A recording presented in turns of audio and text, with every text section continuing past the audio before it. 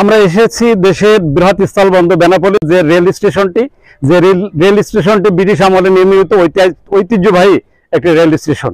Benapole rail station স্বাধীনতা পরবর্তীতে আমদানি রপ্তানি বাণিজ্য যেমন বন্ধ হয়ে যায়, তেমনি যাত্রীবাহী রেল চলাচলও বন্ধ হয়ে যায়। কিন্তু স্বাধীনতা পরবর্তীতে আবারও চালু হয় আমদানি রপ্তানিবাহী ট্রেন, যেমন যাত্রীবাহী ট্রেন চলাচল শুরু হয়। বেনাপোল ঢাকাগামী ট্রেন, বেনাপোল খুলনাগামী ট্রেন, সাথে খুলনা ও কলকাতার মধ্যে চলাচল করে যাত্রীবাহী মালবাহী ট্রেন।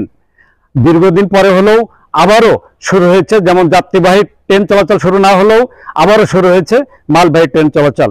আমরা দেখাবো এই ঐতিহ্যবাহী বেনাপোল রেল স্টেশনের কিছু দৃশ্য।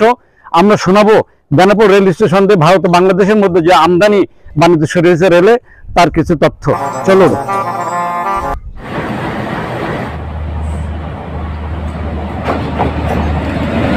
স্থল বন্দরগুলো দিয়ে আবারও ভারত থেকে রেলপথে শুরু হয়েছে পণ্য আমদানি।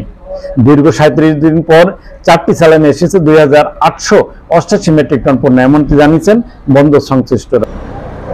আমদানি রপ্তানি পণ্য পরিবহনে ট্রাক এবং ট্রেন অভিযুক্ত একটি পরিবহন সংস্থা।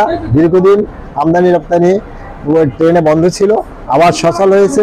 এর ফলে ব্যবসায়ীরা উপকৃত হচ্ছেন এবং জনগণ সুফল ভোগ করবে।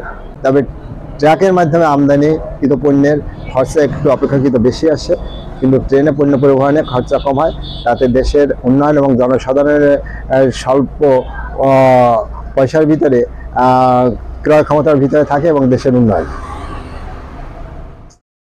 ভারতের পেট্রাপোল ও বাংলাদেশের বেনাপোল স্থল বন্দরের দীর্ঘ 37 দিন পর রেলপথে চালু হলো আমদানি রপ্তানি বাণিজ্য। এর ফলে 4টি চালানে এসেছে 2888 মেট্রিক টন পণ্য।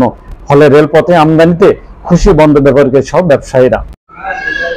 দেশের পরিস্থিতি খারাপ থাকার কারণে এই 37 দিন পরে আমদানি শুরু হয়েছে। এই মাসের প্রথম থেকে 4টি চালান এসছে এবং ট্রেনে আমদানি পণ্য আনার জন্য খরচ কম আছে, যার কারণে আমরা ব্যবসায়ী হিসেবে আমাদের সুবিধা আছে এবং স্বাভাবিকভাবে বর্তমানে আমদানি শুরু হবে এবং হচ্ছে। পরবর্তীতে আমরা লাভবান হব, দেশের উন্নতি প্রকল্পে ভালো হবে। Rail station master Saidur Rahman জানান, দেশের বিরাজমান পরিস্থিতিতে 24শে জুলাই থেকে বন্ধ হয়ে যায় বেনাপোল দিয়ে রেলপথে পণ্য আমদানি। দুদেশের মধ্যে উচ্চ পর্যায়ের কর্মকর্তাদের আলোচনার পরিপ্রেক্ষিতেই 1 সেপ্টেম্বর থেকে আবারও শুরু হয়েছে রেলে পণ্য আমদানি। এর ফলে 5 সেপ্টেম্বর বৃহস্পতিবার পর্যন্ত রেলে 4টি চালান এসেছে 2888 মেট্রিক টন পণ্য, এমনটি জানান স্টেশন মাস্টার সাইদুর রহমান। গত 24শে জুলাই থেকে ভারত থেকে ট্রেন যোগে পণ্য আমদানি বন্ধ ছিল।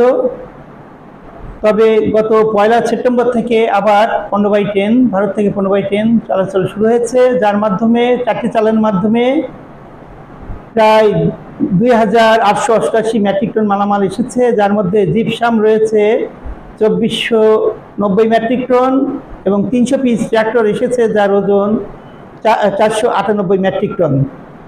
কিন্তু মালবাহী ট্রেন চলাচল শুরু হলেও আন্তর্দেশীয় ট্রেন কলকাতা খুলনার মাঝে চলাচলরত বন্ধন এক্সপ্রেসটি বন্ধ রয়েছে। এ বিষয়ে বাংলাদেশ রেলওয়ে ভারতীয় রেলওয়ে কর্তৃপক্ষকে চিঠি দিয়েছে, যাতে দ্রুত যাত্রীবাহী ট্রেনটি চলাচল শুরু হয়। এর মধ্যে জিপসাম রয়েছে 2490 মেট্রিক টন এবং ট্রাক্টর এসেছে 300 পিস। যে কোনো সময় আরো চালান রেলে আসবে বলে জানান তিনি। জুলাইয়ে নিরাপত্তাজনিত কারণে রেলপথে বন্ধ হয়ে যায় পণ্য আমদানি। এর ফলে পণ্য আমদানি শুরু হওয়ায় কমবে সময়, বাড়বে অর্থ, উপকৃত হবে দুদেশের ব্যবসায়ীরা। ফলে খুশি বন্দর ব্যবহারকারী সব ব্যবসায়ী নেতারা। Benapole rail station master Saidur Rahman আরো বলেন, বেনাপোল দিয়ে রেলপথে শুরু হয়েছে পণ্য আমদানি বাণিজ্য, অচিরেই শুরু হবে যাত্রীবাহী রেল চলাচল। রেল কর্তৃপক্ষকে যাত্রীবাহী রেল চলাচলের সহযোগিতা চাওয়া হয়েছে বলেও জানান তিনি। কি বলছেন rail station master Saidur Rahman, চলুন শুনবো তাদের কথা। গত 24শে জুলাই হতে ভারত থেকে পণ্যবাহী ট্রেন চলাচল বন্ধ থাকার পর 1 সেপ্টেম্বর থেকে আবার ভারত থেকে পণ্যবাহী ট্রেনে মালামাল আসা শুরু হয়েছে। এই ট্রেন চলাচল শুরু হলেও আন্তর্দেশীয় ট্রেন কলকাতা খুলনার মাঝে চলাচলরত বন্ধন এক্সপ্রেস ট্রেনটি এখনো চালু হয়নি। এই ব্যাপারে বাংলাদেশ রেলওয়ে ভারতীয় কর্তৃপক্ষকে চিঠি দিয়েছে, যত সম্ভব খুব তাড়াতাড়ি বন্ধন এক্সপ্রেস চালু হবে বলে আমাদের উদ্দেশ্য। বাংলাদেশ ভারত চেম্বার অব কমার্সের সাবেক পরিচালক মতিয়ার রহমান বলেন, বাংলাদেশে ভারতের মধ্যে রয়েছে বন্ধুত্বপূর্ণ সম্পর্ক। দুদেশে ব্যবসা বাণিজ্য সরকার আন্তরিক। বেনাপোল দিয়ে করোনার সময় আমদানি রপ্তানি বাণিজ্য ছিল স্বাভাবিক। ট্রেনে এবং ট্রেন ও ট্রাকে এসেছে হয়েছে আমদানি রপ্তানি। এখনো দেশের বিরাজমান পরিস্থিতিতে আমদানি রপ্তানি রয়েছে স্বাভাবিক। আর নতুন করে ট্রেনে পণ্য আমদানি শুরু হয়, উপকৃত হবে দুই দেশের ব্যবসায়ীরা। খুশি তিনি। এজন্য দুই দেশের সরকারকে ধন্যবাদ জানান মতিয়ার রহমান। হ্যাঁ ভিউয়ার্স, আমাদের ভিডিওটি সম্পর্কে মতামত জানাবেন লাইক ও কমেন্টস করে, আর ভালো লাগলে শেয়ার করে অন্যকে দেখার সুযোগ করে দিবেন। আর আমাদের চ্যানেলটিতে নতুন হলে এখনই করে নেবেন সাবস্ক্রাইব।